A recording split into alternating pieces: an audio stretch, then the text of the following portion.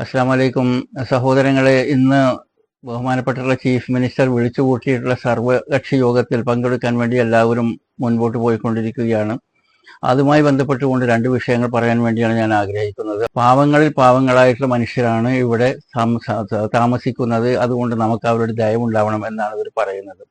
അപ്പോൾ ഈ പാവങ്ങളുടെ നിജസ്ഥിതി എന്തെന്നാൽ, ക്ലബ്ബ് മഹീന്ദ്ര നടത്തുന്ന 5 സ്റ്റാർ ഹോട്ടലുള്ള പാവപ്പെട്ട മത്സ്യത്തൊഴിലാളികളും അതുകൂടാതെ തന്നെ ഈ പ്രോപ്പർട്ടികളൊക്കെ കഷ്ണങ്ങളാക്കി ഭാഗിച്ചു കൊടുത്തിട്ടുള്ളത്, അതായത് മുഖ്തിയാറിന്റെ അടിസ്ഥാനത്തിൽ, പവർ ഓഫ് അറ്റോണി ലഭിച്ചതിന്റെ അടിസ്ഥാനത്തിൽ ഈ പ്രോപ്പർട്ടികളൊക്കെ വിറ്റുമുടിപ്പിച്ചിട്ടുണ്ടായിരുന്ന MV പോൾ എന്ന് പറയുന്ന അഡ്വക്കേറ്റ്. എം എന്നത് മാളിയേക്കൽ എന്ന അദ്ദേഹത്തിന്റെ തറവാട്ട് പേരാണ്. മാളിയേക്കൽ റിസോർട്ട് എന്ന് പറഞ്ഞിട്ട് അവിടെ റിസോർട്ടുമുണ്ട്. അപ്പോൾ ഇതൊക്കെയാണ് മത്സ്യത്തൊഴിലാളികൾ, പാവപ്പെട്ടിട്ടുള്ള മത്സ്യത്തൊഴിലാളികൾ നടത്തുന്ന 20ഓളം റിസോർട്ടുകളുണ്ട്. അപ്പോൾ ഇവരെയൊക്കെ അവിടെ നിലനിർത്തുക എന്നുള്ളത്, അവരവിടെ നിന്ന് കൊടി ഒഴിപ്പിക്കാതിരിക്കുക എന്നുള്ളത് നമ്മുടെ ബഹുമാനപ്പെട്ടിട്ടുള്ള കുഞ്ഞാലിക്കുട്ടി സാഹിബിന്റെയും സാദിഖ് അലി തങ്ങളുടെയും പിന്നെ ഫസൽ ഗഫൂറിന്റെയും ഹുസൈൻ മടവൂറിന്റെയും ഒക്കെ ആഗ്രഹം. ഈ പാവപ്പെട്ടിട്ടുള്ള മത്സ്യത്തൊഴിലാളികളെ അവിടെ നിലനിർത്തുക എന്ന ഉദ്ദേശത്തോടു കൂടിയിട്ടാണ് ഇവരൊക്കെ ഈ മീറ്റിങ്ങിൽ പങ്കെടുക്കുന്നത്. അതിന് അവർ കണ്ടെത്തിയിട്ടുള്ള ഉപായം എന്തെന്നാൽ, ഈ നിസാർ കമ്മീഷൻ അത് ശരിയല്ല എന്ന് നമുക്ക് വരുത്തി തീർക്കുക, അതിനെ മറികടക്കുക എന്നാണ് കുഞ്ഞാലിക്കുട്ടി സാഹിബ് പറയുന്നത്. അപ്പോൾ ഇതിനെ മറികടന്നുകൊണ്ട് ഇവരൊക്കെ അവിടെ പോയിട്ട് ചീഫ് മിനിസ്റ്ററെ കാണാൻ പോകുന്നത്, അവിടെ ഈ പറഞ്ഞിട്ടുള്ള പാവപ്പെട്ട മത്സ്യത്തൊഴിലാളികൾ, റിസോർട്ട് നടത്തുന്ന പാവപ്പെട്ടിട്ടുള്ള മത്സ്യത്തൊഴിലാളികളൊക്കെ അവിടെ നിലനിർത്താൻ വേണ്ടിയാണ് ഇവർ പോകുന്നത്. അപ്പോൾ പോകുന്നതൊക്കെ കൊള്ളാം. ബാക്കി ചില ആളുകളൊക്കെ ഇതുമായി ബന്ധപ്പെട്ടുകൊണ്ട് നിഷ്പക്ഷമതികളായിട്ടുള്ള ആളുകൾ അവിടെ പോയിട്ട് പറയുന്നത്, ഈ പാവപ്പെട്ടുള്ള ജനങ്ങൾ, ശരിക്കും പാവപ്പെട്ടുള്ള ചില ജനങ്ങളുണ്ട്, 10% പാവപ്പെട്ടിട്ടുള്ളവർ അവിടെ ഉണ്ട്, ഇല്ല നമുക്ക് നിഷേധിക്കാൻ കഴിയില്ല. ഇവരെയൊക്കെ സംബന്ധിച്ചിടത്തോളം അവർക്കൊക്കെ ഒരു പുനരധിവാസം ആവശ്യമാണ്. ഈ പുനരധിവാസത്തിന് ഏറ്റവും നല്ല ബെസ്റ്റ് ഫോർമുല എന്തെന്നാൽ, ഇതിനൊക്കെ കളമൊരുക്കിയിട്ടുണ്ടായിരുന്നത്, ഈ അക്രമത്തിനും അഴിമതിക്കും ഈ പശ്ചാത്തലം ഒരുക്കിയത് ഫാറൂഖ് കോളേജ് എന്ന് പറയുന്ന അവരുടെ വഞ്ചനയിൽ നിന്നാണ് ഇത് ആരംഭിക്കുന്നത്. അപ്പൊ ഇതിന്റെ ഉത്തരവാദിത്വം ഫാറൂഖ് കോളേജിന് 25%, പിന്നെ ഈ പ്രോപ്പർട്ടി വിറ്റുമുടിപ്പിച്ചിട്ടുണ്ടായിരുന്ന MV പോൾ എന്ന് പറയുന്ന ഇദ്ദേഹം ഒരുപാട് പൈസ ഉണ്ടാക്കിയിട്ടുണ്ട്. ഇദ്ദേഹത്തിന്റെ റിസോർട്ട് ഇപ്പോൾ അവിടെ നടന്നുകൊണ്ടിരിക്കുന്നുണ്ട്, മാളിയേക്കൽ റിസോർട്ട്. അദ്ദേഹം 25%. പിന്നെ ആയിരക്കണക്കിന് ഏക്കർ സ്ഥലം. ഇന്ന് നിങ്ങൾ ഗൂഗിളിൽ സെർച്ച് ചെയ്യുകയാണെന്നുണ്ടെങ്കിൽ who owned the property after government എന്ന് സെർച്ച് ചെയ്യുകയാണെന്നുണ്ടെങ്കിൽ ഏറ്റവും കൂടുതൽ പ്രോപ്പർട്ടി ഓൺ ചെയ്തിരിക്കുന്നത് അത് ഈ സഭയാണ്, ക്രിസ്ത്യൻ സഭ. അവരുടെ അടുത്ത് ഒരുപാട് പ്രോപ്പർട്ടികളുണ്ട്. തന്നെയുമല്ല, ഈ പറഞ്ഞിട്ടുള്ള പ്രോപ്പർട്ടികളിൽ ഭൂരിഭാഗവും ഈ 99 കൊല്ലത്തെ ലീസ് കഴിഞ്ഞ് സർക്കാരിന് തിരിച്ചു കൊടുക്കേണ്ട ഘട്ടത്തിലിരിക്കുന്ന പ്രോപ്പർട്ടികളുമാണ്. അപ്പോൾ ഒരു 25% അവർക്കും കോൺട്രിബ്യൂട്ട് ചെയ്യാം, പിന്നെ ഒരു 25% ഗവൺമെന്റ്. അപ്പോൾ ചുരുക്കി പറയുകയാണെന്നുണ്ടെങ്കിൽ, 1 ഫാറൂഖ് കോളേജ്, 2 MV പോളിന്റെ സന്താനങ്ങൾ, 3 ക്രിസ്ത്യൻ സഭ, 4 ഗവൺമെന്റ്. അങ്ങനെ അവരെല്ലാവരും 25% വീതം എടുക്കുകയാണെന്നുണ്ടെങ്കിൽ ഈ ഇവിടെ താമസിക്കുന്ന ശരിയായിട്ടും പാവപ്പെട്ടിട്ടുള്ള ആളുകളെ നമുക്ക് പുനരുദ്ദേശിപ്പിക്കാൻ കഴിയും. ഇതാണ് ഒന്നാമതായിട്ട് ചീഫ് മിനിസ്റ്റർ അടുത്ത് നൽകാനുള്ള നിർദ്ദേശം എന്ന് എനിക്ക് തോന്നുന്നു. അതിനോട് സപ്പോർട്ട് ചെയ്യുന്നുണ്ടെങ്കിൽ ആ നിർദ്ദേശം നിങ്ങൾക്ക് ചീഫ് മിനിസ്റ്റർ അടുത്ത് വെക്കുകയും ചെയ്യാം. അങ്ങനെ ഇവിടെ താമസിക്കുന്ന ഈ പാവപ്പെട്ട മത്സ്യത്തൊഴിലാളികളെ പുനരധിവസിപ്പിച്ചുകൊണ്ട് ഈ പ്രോപ്പർട്ടി വഖഫായി നിലനിർത്തുക എന്ന് പറയാൻ കാരണം, ഈ സ്വത്ത് ഒരു വഖഫാണ്.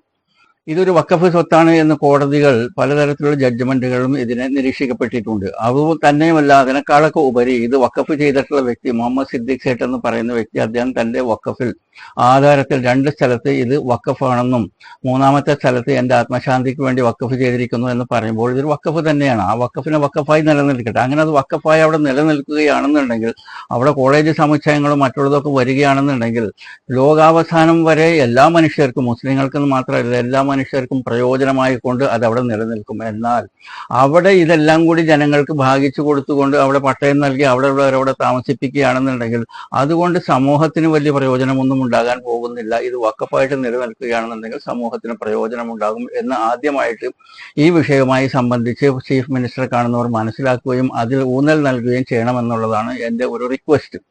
ഇതുമായി ബന്ധപ്പെട്ടുകൊണ്ട്, വഖഫ് മുനമ്പുമായി ബന്ധപ്പെട്ടുകൊണ്ട് ഇന്നത്തെ സ്റ്റാറ്റസ് എന്താണ് എന്നുള്ളത് അവിടെ ചീഫ് മിനിസ്റ്ററെ കാണാൻ പോകുന്നവർ മനസ്സിലാക്കേണ്ടതാണ്.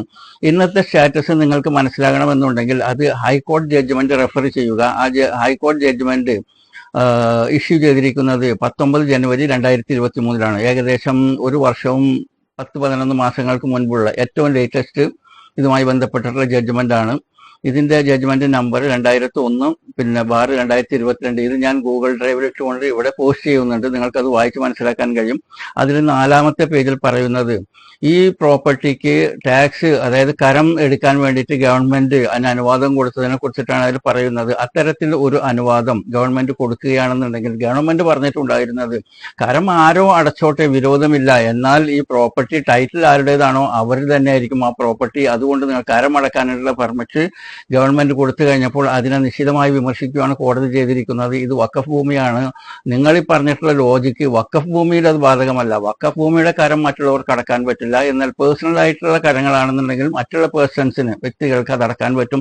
അതുകൊണ്ട് ഇത് പറ്റില്ല, ഇത് വഖഫ് ഭൂമിയാണ് എന്ന് കൃത്യമായിട്ട് 4-ാമത്തെ പേജിലും 6-ാമത്തെ പേജിലും ഇത് പറയുന്നുള്ളൂ. അപ്പോൾ സഹോദരങ്ങളെ, നിങ്ങളത് വായിച്ചു നോക്കുക. അവിടെ മിനിസ്റ്ററെ കാണാൻ പോകുന്നവർ ഇത് മനസ്സിലാക്കണം. അതായത് ഹൈക്കോർട്ടാണ് ഇത് നോട്ട് ചെയ്തിരിക്കുന്നത്. ഇത് വഖഫ് ഭൂമിയാണ്, ഇവിടെ കരമടക്കാൻ പറ്റില്ല എന്നുള്ളതിന് കാരണങ്ങളൊക്കെ കാണിച്ചിട്ടുണ്ട്. ഏകദേശം 9 പേജുള്ള ജഡ്ജ്മെന്റ് ആണ്. ഇതിവിടെ ഗൂഗിൾ ഡ്രൈവിൽ ഇട്ടുകൊണ്ട് ഞാൻ എൻ്റെ ഡിസ്ക്രിപ്ഷൻ ബോക്സിൽ അതിന് ലിങ്ക് കൊടുത്തിട്ടുണ്ട്. നിങ്ങളത് വായിച്ചു നോക്കുക. ഇനി ഇതിനേക്കാളൊക്കെ ഉപരി വളരെ ഇമ്പോർട്ടൻ്റ് ആയിട്ടുള്ള ഒരു വിഷയം മിനിസ്റ്ററുടെ ശ്രദ്ധയിൽപ്പെടുത്തേണ്ടത് എന്തെന്നാൽ, നമ്മുടെ അടുത്തൊരു ജഡ്ജ്മെന്റ് ഉണ്ട്. Judgment number 600/71. ഇത് 30/9/1975 ഒരു അപ്പീലിന് മറുപടി. ആരാണ് അപ്പീൽ കൊടുത്തിരിക്കുന്നത്? 13 ക്രിസ്ത്യാനികൾ അവിടെ താമസിക്കുന്നവരും ഒരു ഹിന്ദു സഹോദരനും, അങ്ങനെ 14 പേര് കൂടിയിട്ട് അപ്പീൽ കൊടുത്തിരിക്കുകയാണ് ഫാറൂഖ് കോളേജിനെതിരെ. അവർക്ക് അവിടെ താമസിക്കാനുള്ള അധികാരമുണ്ട് എന്ന് പറഞ്ഞുകൊണ്ട്. അപ്പോഴും ഇതിനും ഓർഡർ പാസ്സാക്കിയിട്ടുണ്ടായിരുന്നത് ഇത് വഖഫ് ഭൂമി തന്നെയാണ്, ഇവിടെ നിങ്ങൾക്ക് പഴയ സ്റ്റാറ്റസ് കോ നിലനിർത്തണം, എന്തൊക്കെയാണ് നേരത്തെ ഉണ്ടായിരുന്നത് അതുപോലെ തന്നെയാണെന്ന് പറഞ്ഞിട്ട് ഇവരുടെ അപ്പീൽ ഡിസ്മിസ് ചെയ്തിട്ടുള്ളതാണ് ഈ ജഡ്ജ്മെന്റ്. അത് ഞാനിവിടെ ഗൂഗിൾ ഡ്രൈവിൽ ഇട്ടിട്ട് ഇവിടെ ഡിസ്ക്രിപ്ഷൻ ബോക്സിൽ വെക്കുന്നുണ്ട്. നിങ്ങളത് വായിച്ചു നോക്കുക. അതിൽ വളരെ ഇമ്പോർട്ടൻ്റ് ആയിട്ടുള്ളൊരു വിഷയം എന്തെന്നാൽ, അത് നിങ്ങൾക്ക് ഇവിടെ കാണാൻ കഴിയും. അത് പേജ് നമ്പർ 16 എക്സിബിറ്റ് P30. ഇത് ഗിഫ്റ്റ് ഡീഡാണ് എന്ന് ഫാറൂഖ് കോളേജ് വാദിക്കുന്നുണ്ട്. അതിനെ കോടതി അതിന് ഗിഫ്റ്റ് ഡീഡാണ് എന്ന് അംഗീകരിച്ചിട്ടില്ല. പിന്നെ രണ്ടാമതായിട്ട് പറയേണ്ടത് പേജ് 17. ഈ കേസിന്റെ 17-ാമത്തെ പേജിൽ പറയുന്ന ഒരു പ്രമാദമായിട്ടൊരു വിഷയം എന്തെന്നാൽ, ഈ ഗവൺമെന്റ് അടിസ്ഥാനത്തിൽ ഒരു സർവേ കമ്മീഷൻ അത് റീസർവേ ചെയ്തിട്ടുണ്ടായിരുന്നപ്പോൾ അതിൽ നിന്ന് അവർക്ക് മനസ്സിലാക്കാൻ കഴിഞ്ഞിട്ടുള്ളത് ഈ പ്രോപ്പർട്ടി വെറും 135 ഏക്കർ 11 സെന്റ് മാത്രമാണ് ഉള്ളത്. ബാക്കിയുള്ള ഭാഗങ്ങളൊക്കെ കടലെടുത്തു പോയി എന്ന് 17-ാമത്തെ പേജിൽ പറയുന്നു. അത് തന്നെ 18-ാമത്തെ പേജിലും ഇത് ആവർത്തിച്ചിട്ടുണ്ട്. അപ്പോൾ ഈ ഓർഡർ 600/71 ഇതിനകത്ത് പേജ് 17-ലും പേജ് 18-ലും പറയുന്നത് ഇത് 135.11 135 ഏക്കർ 11 സെന്റ് മാത്രമുള്ളൂ, ബാക്കിയുള്ളതൊക്കെ കടലെടുത്ത് പോയി എന്ന് പറയുമ്പോൾ ഇതും വളരെ ഇമ്പോർട്ടൻ്റ് ആയിട്ടുള്ള ഒരു വിഷയമാണ് ചീഫ് മിനിസ്റ്ററെ ശ്രദ്ധയിൽപ്പെടുത്തേണ്ടത്. എന്താണ് ഇതിന്റെ പ്രത്യേകത എന്ന് വെച്ച് കഴിഞ്ഞാൽ, കൃത്യമായിട്ട് ഇതിന് ഒരു സർവേ കമ്മീഷനെ കൊണ്ട് അളപ്പിച്ചേ തീരൂ. ഇത് പറഞ്ഞിട്ടുള്ളത് ഈ സർവേ കമ്മീഷനെയും സ്വാധീനിച്ചിട്ടുണ്ടാകാം, അതുകൊണ്ടായിരിക്കാം ഇത്തരത്തിലൊരു റിപ്പോർട്ട് കൊടുത്തിട്ടുള്ളതെന്ന് മനസ്സിലാക്കുക. അപ്പോൾ ഈ ഒരു പ്രോപ്പർട്ടി അളക്കുക എന്നുള്ളത് വളരെ നിർബന്ധമായതുകൊണ്ട് അതിനായിരിക്കണം ഊന്നൽ നൽകേണ്ടത്. ഇത് വേറൊരു വിഷയമാണ്. ഇതിനേക്കാളും ഒക്കെ വേറെ ഇമ്പോർട്ടൻ്റ് ആയിട്ടുള്ള ഒരു വിഷയം എന്തെന്നാൽ, മുഖ്തിയാർ വെച്ചുകൊണ്ട്, പവർ ഓഫ് അറ്റോർണി വെച്ചുകൊണ്ട് ഈ അഡ്വക്കേറ്റ് MV പോൾ എന്ന് പറയുന്ന വ്യക്തി, ഇദ്ദേഹം പല ആളുകൾക്കും ഈ പ്രോപ്പർട്ടികൾ ഇദ്ദേഹം വിൽക്കുകയും അദ്ദേഹം സ്വന്തം പേരിൽ എഴുതിയെടുക്കുകയും ചെയ്തിട്ടുണ്ട് ഒരുപാട് പ്രോപ്പർട്ടികൾ. അപ്പോൾ ഇതിൽ നിന്നൊക്കെ മനസ്സിലാവുന്നത് എന്തൊക്കെയോ തരികടകൾ സബ് രജിസ്ട്രാർ ഓഫീസുകളിൽ നടന്നിട്ടുണ്ട്. അന്ന് കാലത്ത് സബ് രജിസ്ട്രാർ ഓഫീസുകളിൽ എന്തൊക്കെ എഴുതി കൊടുക്കുന്നുവോ അതൊക്കെ അതിന് സൈൻ ചെയ്ത് കൊടുക്കുന്ന ചുറ്റുപാടായിരുന്നു. അതിന്റെ വെരിഫിക്കേഷൻ ഒന്നും ഉണ്ടായിരുന്നില്ല. അപ്പോൾ ഇവിടെ പ്രത്യേകിച്ച് ഒരു കാര്യം കൂടി നോട്ട് ചെയ്യേണ്ടതെന്ന് വെച്ച് കഴിഞ്ഞാൽ, ഈ ഡോക്യുമെന്റുകളെല്ലാം ഇതിനെ ഒരു ഫോറൻസിക് ലാബിൽ ടെസ്റ്റ് ചെയ്യേണ്ടതാണ്, ഈ ഒപ്പുകളൊക്കെ സത്യസന്ധമായിട്ടുള്ളതാണോ എന്നുള്ളത്. എന്തുകൊണ്ടാണ് ഒരു ഫോറൻസിക് ലാബ് ടെസ്റ്റ് ഈ സിഗ്നേച്ചറും ഈ ഡോക്യുമെന്റിനും ആവശ്യമായി വന്നിരിക്കുന്നത് എന്നാൽ, ഈ MV പോൾ എന്ന് പറയുന്ന വ്യക്തി, ഇദ്ദേഹത്തിന് പവർ ഓഫ് അറ്റോർണി കൊടുത്തിട്ടുള്ളത് അദ്ദേഹത്തിന്റെ മുഖ്തിയാറിന്റെ കെയർ ഓഫിൽ. അദ്ദേഹം പലർക്കും സ്ഥലം വിറ്റിട്ടുണ്ട്, അദ്ദേഹം സ്വന്തവും കുറെ സ്ഥലം എഴുതി മേടിച്ചിട്ടുണ്ട്.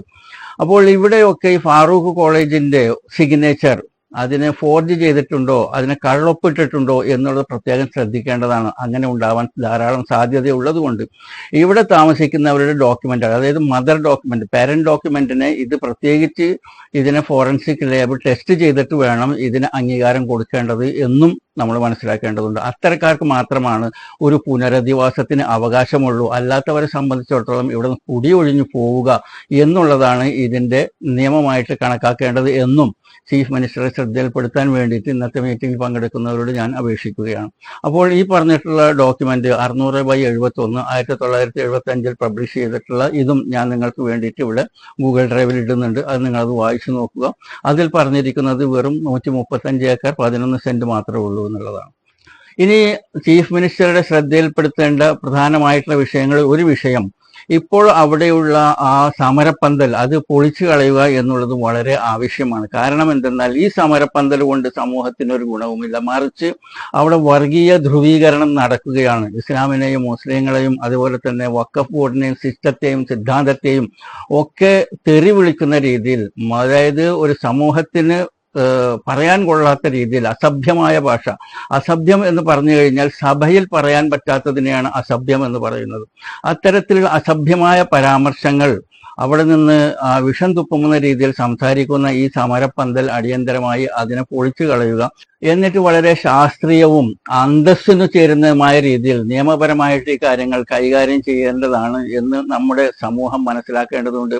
ഇതാണ് ഒരു പരിഷ്കൃത സമൂഹത്തിന് ചെയ്യാൻ പറ്റുന്നത്. അതല്ലാതെ കുറെ അച്ഛന്മാരൊക്കെ വന്ന്, അല്ലാന്നുണ്ടെങ്കിൽ ഒരു വിവരവുമില്ലാത്ത ആളുകളെ വിളിച്ചുകൊണ്ട് വന്ന് കിരാതനമായ നിയമമാണ് എന്നൊക്കെ പറയുമ്പോൾ അതൊക്കെ സ്വാഭാവികമായിട്ട് വിള്ളലുകൾക്കും പ്രശ്നങ്ങൾക്കും പിന്നീട് പ്രത്യാഘാതങ്ങൾക്കും അവസരം വെക്കുന്നതാണ്, വഴിയൊരുക്കുന്നതാണ് എന്ന് ഗവൺമെന്റും ഇതിനു വേണ്ടിയിട്ട് മീറ്റിങ്ങിന് പോകുന്ന ആളുകൾ അത് നമ്മുടെ ചീഫ് മിനിസ്റ്റർ പറഞ്ഞ് മനസ്സിലാക്കേണ്ടതുണ്ട്. അതുകൂടാതെ മിനിസ്റ്ററുടെ ശ്രദ്ധയിൽപ്പെടുത്തേണ്ട വേറെ ഒരു ഇമ്പോർട്ടൻ്റ് ആയിട്ടുള്ള വിഷയം എന്തെന്നാൽ, നമ്മൾ കാണുകയുണ്ടായി മരടിലുള്ള ആളുകളെ കുടിയൊഴിപ്പിക്കുകയില്ല എന്ന് പറഞ്ഞിട്ട് പല സമരങ്ങളും ഇൻകലാബുകളൊക്കെ നമ്മൾ കണ്ടു. എന്നിട്ട് എന്തുണ്ടായി, സുപ്രീം കോടതി പറഞ്ഞു തീരദേശ സംരക്ഷണ നിയമം അനുസരിച്ച് കഴിഞ്ഞിട്ട് ഇത് പൊളിച്ചേ പറ്റൂ എന്ന് പറഞ്ഞു കഴിഞ്ഞപ്പോൾ നമ്മുടെ മുമ്പിൽ ആ ബിൽഡിംഗ് ഇങ്ങനെ ഇടിഞ്ഞു പൊളിഞ്ഞു വീഴുന്നു നമ്മൾ കണ്ടു. അതേ ലോജിക്ക് ഇവിടെയും അപ്ലിക്കബിൾ ആണ്. കാരണം തീരദേശ സംരക്ഷണ നിയമപ്രകാരം അല്ല ഇവിടുത്തെ കുറെ റിസോർട്ടുകളൊക്കെ നിലനിൽക്കുന്നത്. അത് മതപരമായിട്ടുള്ള ഏത് മതത്തിന്റെ ആരാധനാലയമാണെങ്കിലും അതുപോലെ തന്നെ ഉയർന്നു നിൽക്കുന്ന ബിൽഡിങ്ങുകളും ഇവയൊക്കെ തകർക്കുക എന്നുള്ളത് തീരദേശ സംരക്ഷണ നിയമം അനുസരിച്ച് കഴിഞ്ഞിട്ട് മരടിൽ എന്ത് നിലപാട് കൈക്കൊണ്ടോ അതേ നിലപാട് ഇവിടെയും കൈക്കൊള്ളേണ്ടതാണ് എന്ന് ചീഫ് മിനിസ്റ്ററെ ബോധിപ്പിക്കുക. അപ്പോൾ നിങ്ങളൊരു തീരുമാനം എടുക്കുകയാണെന്നുണ്ടെങ്കിൽ, ഇപ്പൊ ഇവർ ഈ തീരുമാനം എടുക്കാൻ വേണ്ടി പോയിരിക്കുന്നത് എന്താണ്, അവിടെ താമസിക്കുന്ന ആളുകളെ അവിടെ നിലനിർത്തുക എന്നുള്ള ഉദ്ദേശമാണ് കുഞ്ഞാലിക്കുട്ടിക്കും ഫദൽ ഗഫൂറിനും ഹുസൈൻ മടവൂരിനും സാദിഖലി തങ്ങൾക്കും ഉള്ളത്. അവരൊക്കെ പറയുന്നത് നമുക്ക് നിസാർ കമ്മീഷൻ അങ്ങോട്ട് മറികടക്കുക, അപ്പൊ അവരവിടെ താമസിപ്പിക്കാം, ഈ പാവപ്പെട്ടിട്ടുള്ള റിസോർട്ട് മുതലാളിമാർ അവിടെ താമസിപ്പിക്കാം എന്ന ഉദ്ദേശത്തോടു കൂടിയിട്ടാണ് ഈ മുസ്ലിങ്ങളൊക്കെ പോയിരിക്കുന്നത്. പക്ഷേ ഈ മുസ്ലിങ്ങളോടൊക്കെ എനിക്ക് പറയാനുള്ളത്, നിങ്ങൾ തീരുമാനം എടുക്കുകയാണെന്നുണ്ടെങ്കിൽ ഞാൻ ഈ പറഞ്ഞിട്ടുള്ള എല്ലാ വിഷയത്തിലും തീരുമാനമെടുക്കട്ടെ, അല്ലാതെ വെറുതെ പട്ടയം കൊടുത്ത് അവരവിടെ താമസിച്ച് കാര്യങ്ങൾ അങ്ങോട്ട് എളുപ്പത്തിൽ നമുക്ക് പോളിഷ് അടിച്ച് പോകാം എന്ന ഒരു ചിന്താഗതി പറ്റില്ല. ഇവിടെ സൊല്യൂഷൻ ഉണ്ടാക്കുകയാണെന്നുണ്ടെങ്കിൽ അത് എന്നത്തേക്കും ലോകാവസാനം വരെ നിലനിൽക്കുന്ന ഒരു സൊല്യൂഷൻ ആയിരിക്കണം. അപ്പോൾ സൊല്യൂഷൻ ഉണ്ടാകുകയാണെന്നുണ്ടെങ്കിൽ അതിന് ഞാൻ ഈ പറഞ്ഞിട്ടുള്ള രീതിയിൽ എല്ലാത്തിനും സൊല്യൂഷൻ കാണുക. അങ്ങനെയാണെന്നുണ്ടെങ്കിൽ മാത്രമേ ഈ മീറ്റിംഗ് കൊണ്ട് പ്രയോജനമുള്ളൂ. അതല്ലാതെ വെറുതെ ടൈം വേസ്റ്റ് ആണ് ഈ മീറ്റിംഗ്. ഇവിടെ ചീഫ് മിനിസ്റ്റർക്കും അതുപോലെ തന്നെ നിഷ്പക്ഷമതികളായിട്ടുള്ള കുറെ ആളുകൾക്കും ഇതിനൊരു നല്ല സൊല്യൂഷൻ വേണം എന്ന് ആഗ്രഹിക്കുന്നവരെ സംബന്ധിച്ചിടത്തോളം അവർക്കും ലിമിറ്റുകളുണ്ട്. എന്തുകൊണ്ടാണ് ലിമിറ്റുകൾ ഉണ്ടെന്ന് പറയാൻ കാരണം, ഇത് ഈ വിഷയവുമായി ബന്ധപ്പെട്ടുകൊണ്ട് മുനമ്പം വഖഫുമായി ബന്ധപ്പെട്ടുകൊണ്ട് വഖഫ് ബോർഡിൽ കേസുകൾ നിലനിൽക്കുന്നു, ട്രൈബ്യൂണൽ കേസുകൾ നിലനിൽക്കുന്നു, ഹൈക്കോർട്ടിൽ കേസുകൾ നിലനിൽക്കുന്നു. അതുകൂടാതെ ഇപ്പൊ ഏറ്റവും പുതിയതായിട്ട് ഒരു റിട്ട് പെറ്റീഷൻ സമർപ്പിച്ചിരിക്കുകയാണ്. ജൂൺ 30 2024 ഈ വർഷത്തിലെ ജൂൺ 30 ജോസഫ് ബെന്നിയും കൂട്ടരും കൂടിയിട്ട് അവർ ഒരു റിട്ട് പെറ്റീഷൻ ഹൈക്കോടതിയിൽ സമർപ്പിച്ചിട്ടുണ്ട്. ഈ കേസുകളൊക്കെ നിലനിൽക്കുന്ന സമയത്ത് എങ്ങനെയാണ് കൂട്ടരെ ഇതിനൊരു സൊല്യൂഷൻ ഉണ്ടാക്കാൻ കഴിയുക? എന്നിരുന്നാൽ തന്നെ നമുക്ക് ശ്രമിക്കാം. താൻ പാതി ദൈവം പാതി, സൊല്യൂഷൻ അതിൽ നിന്നുണ്ടാകും എന്ന് നമുക്ക് വിശ്വസിക്കാം. അപ്പോൾ ഇത്രയും പറഞ്ഞുകൊണ്ട് ഞാൻ ഈ വിഷയം കൂടെ അവസാനിപ്പിക്കുകയാണ്. ഈ വിഷയത്തിൽ കൂലങ്കുഷമായി ചിന്തിക്കുകയും മനസ്സിലാക്കുകയും ഇതിനൊരു സ്റ്റഡി ചെയ്യുകയും ഇതിനൊരു കമ്മീഷനെ നിയമിക്കുകയും ആ കമ്മീഷന് എല്ലാ കാര്യങ്ങളും ഞാൻ ഈ പറഞ്ഞിട്ടുള്ള കാര്യങ്ങളെല്ലാം തന്നെ അതിൻ്റെ ഭാഗങ്ങളെല്ലാം പരിശോധിച്ചുകൊണ്ട് എന്തൊക്കെ ചെയ്യണം എന്തൊക്കെ ചെയ്യേണ്ട എന്നുള്ളൊരു റിപ്പോർട്ട് എങ്ങനെ നിസാർ കമ്മീഷൻ റിപ്പോർട്ട് തയ്യാറാക്കിയോ അതുപോലെ മുനമ്പം വിഷയം എങ്ങനെ കൈകാര്യം ചെയ്യാം എന്ന വിഷയത്തിൽ ഒരു കമ്മീഷൻ നിയമിച്ചുകൊണ്ട് ആ കമ്മീഷന്റെ പരിഗണനയിൽ വരുന്ന കാര്യങ്ങൾ ഒക്കെ സർക്കാരിന് സമർപ്പിച്ചുകൊണ്ട് സർക്കാർ അതിൽ വേണ്ടതും വേണ്ടാത്തതും എന്നുള്ളതും കൈകാര്യം ചെയ്യേണ്ടതാണ് എന്നാണ് എനിക്ക് പറയാനുള്ളത്. അതല്ലാതെ ഈ അച്ഛന്മാരും അതേപോലെ തന്നെ രാഷ്ട്രീയക്കാരും സെലിബ്രിറ്റീസും വന്നുകൊണ്ട് ഞങ്ങൾ ഐക്യദാർഢ്യം, ഞങ്ങൾക്കും ഐക്യദാർഢ്യം എന്ന് പറഞ്ഞതുകൊണ്ട് സമൂഹത്തിന് ഒരു പ്രയോജനവുമില്ല. സമൂഹത്തിൽ വിള്ളലുണ്ടാക്കുക മാത്രമേ അതുകൊണ്ട് നടക്കുകയുള്ളൂ. അതുകൊണ്ട് ഇന്നു മുതൽ ഇത്തരത്തിലുള്ള പ്രപ്പഗണ്ടകളൊക്കെ നിർത്തിക്കൊണ്ട് ഒരു കമ്മീഷനെ നിയമിച്ചുകൊണ്ട് ആ കമ്മീഷന്റെ അടുത്ത് രണ്ടു കൂട്ടരും അവരുടെ വിഷയങ്ങൾ പറഞ്ഞ് മനസ്സിലാക്കി കൊടുക്കട്ടെ ഡോക്യുമെന്റിന്റെ അടിസ്ഥാനത്തിൽ എന്ന് പറഞ്ഞുകൊണ്ട് ഞാൻ ഈ വിഷയം ഇവിടെ അവസാനിപ്പിക്കുകയാണ്. Thank you for watching. അസ്സലാമു അലൈക്കും വറഹ്മത്തുള്ളാഹി.